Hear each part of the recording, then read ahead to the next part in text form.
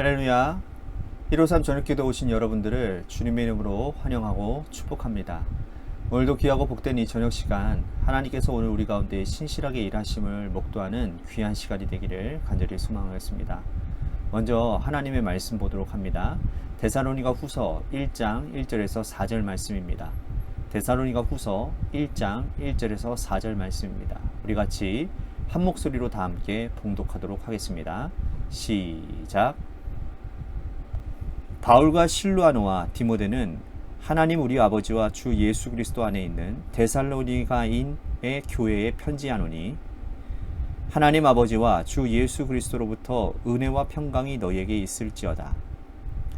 형제들아, 우리가 너희를 위하여 항상 하나님께 감사할지니 이것이 당연함은 너희의 믿음이 더욱 자라고 너희가 다 각기 서로 사랑함이 풍성함이니 그러므로 너희가 견디고 있는 모든 박해와 환난 중에서 너희 인내와 믿음으로 말미암아 하나님의 여러 교회에서 우리가 친히 자랑하노라. 아멘. 마을에요, 이런 잔치를 하다 보면 잔치를 베푸는 주최 측에서 이렇게 음식을 많이 만들고 그것을 자기들만 먹는 게 아니고 이웃들에게 이렇게 나눠주는 일들을 합니다. 그죠? 그러면 받는 쪽에서는 반드시 해야 될 것이 있는데 그게 뭔지 아시죠? 바로 감사입니다. 감사는 주는 사람을 행복하게 하고 또 나눔을 더욱더 풍성하게 만드는 그런 특징이 있죠. 그런데 사람들은요, 여러분, 일반적으로 볼 때에 큰 것에 대해서는 적극적으로 감사를 표현하는데 지극히 작은 것에 대해서는 적극적으로 표현하지 않는 것을 볼 수 있습니다. 일반적으로 말이죠. 이것은 옳지 않은 태도입니다. 그리스도인으로서는 더욱더 옳지 않은 행동이에요. 그리스도인들은 세상 사람들과 달리 가치관을 가지고 있어야 되고 달리 행동을 해야 된다고 제가 누누이 말씀드리지 않습니까? 우리 크리스찬들은 눈에 보이지 않는 것에 대해서 감사할 줄 아는 자세를 가져야 되는 거예요. 자, 바울은요, 그의 서신서에서 하나님에 대해서 모든 것을 감사한다고 그는 언급하고 있습니다. 이것이 바로 우리 크리스찬들이 가져야 될 자세인 거예요. 하나님은 보이지 않으세요. 그렇지만 능력으로 우리들을 함께 하시고 또 우리의 삶의 주체가 되시고 모든 일의 근원이 되시기 때문입니다. 바울은 그를 지금까지 있게 하신 분, 그 하나님을, 그리고 그가 한 모든 일들을 이루신 그 하나님에 대해서 감사의 신앙 고백을 늘 빠지지 않고 하고 있다라는 것입니다. 자, 오늘 읽은 본문 말씀에서도 바울은 감사를 표현하고 있는데요. 특히나 1절, 2절 말씀에 보면 이게 바울 서신의 서두에 보면 항상 등장하는 단어가 있어요. 그것은 뭐냐면 은혜와 평강이라는 단어입니다. 은혜와 평강. 빠지지 않아요. 그런데 이 순서가 결코 바뀌지 않습니다. 평강부터 시작되는 게 아니라 은혜부터 시작돼요. 은혜와 평강. 자, 이 말은 뭡니까?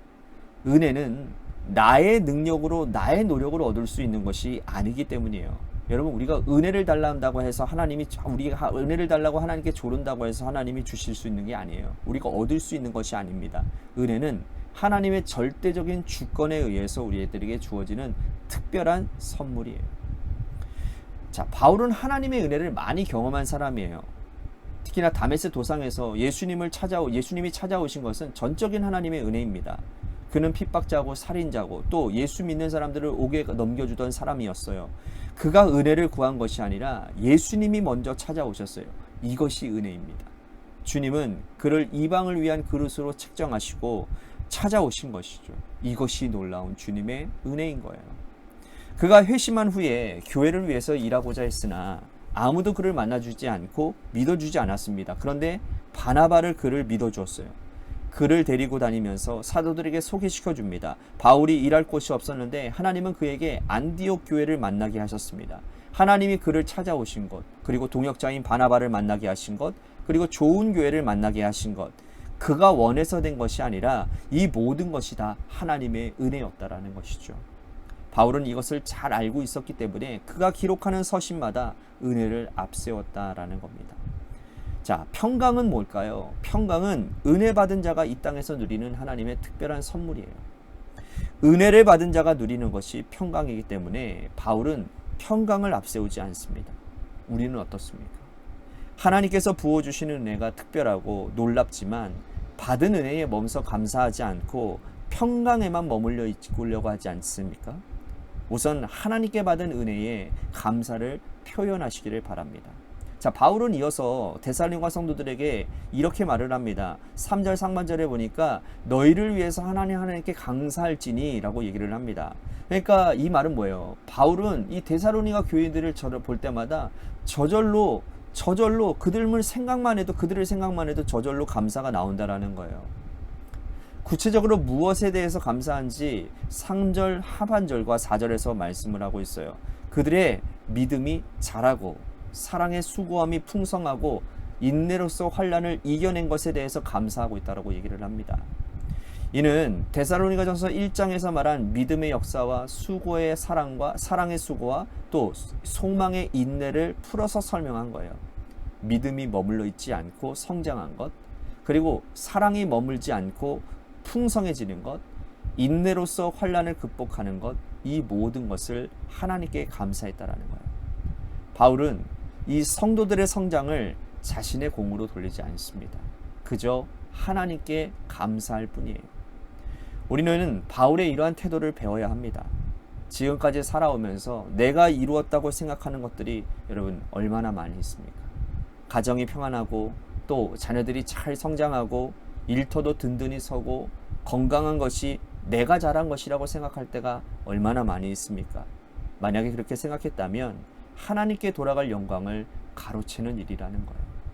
하나님께 감사하시기를 바랍니다.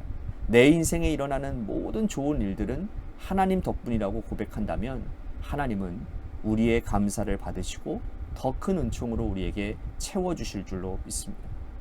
바울은 이 1절을 마무리하면서 하나님께 영광을 돌리고 있습니다. 자, 영광을 받는 순서가 참 중요한데요. 우리 주 예수 그리스도의 이름이 먼저 영광을 받고 너희도 영광을 받게 하려 함이다 라고 말을 해요. 바울은 사람이 아닌 예수님의 이름이 먼저 영광을 받는다라고 가르치고 있는 거예요.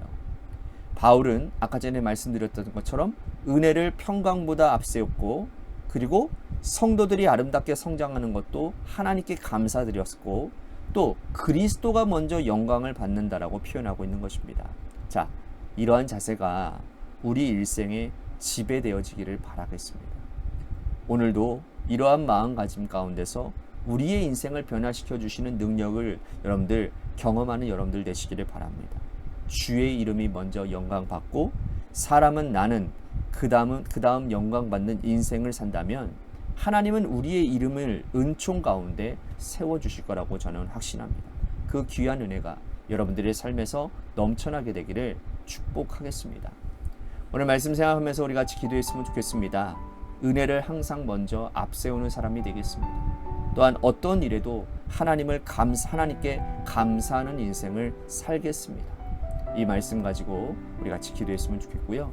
또한 교회를 위해서 간절히 기도합시다. 하나님이 세워주신 주님의 몸된 교회가 하나님의 뜻 가운데 바로 서게 하시고 하나님이 세워주신 주님의 직분자들이 하나님의 마음을 받들고 하나님의 마음으로 주님의 교회를 세워가는 그런 충성 봉사하는 그런 일꾼들이 되게 하여 주옵소서라고. 또한 우리 재개발 가운데 놓여져 있는 교회를 위해서 간절히 기도해 주시고요. 또한 육신의 질병과 또한 여러분들의 삶의 자리와 여러분들의 자녀들을 위해서도 기도해 주시기를 바라겠습니다. 우리 노래 끝날 때까지 합심하여 기도하도록 하겠습니다. 기도하시겠습니다.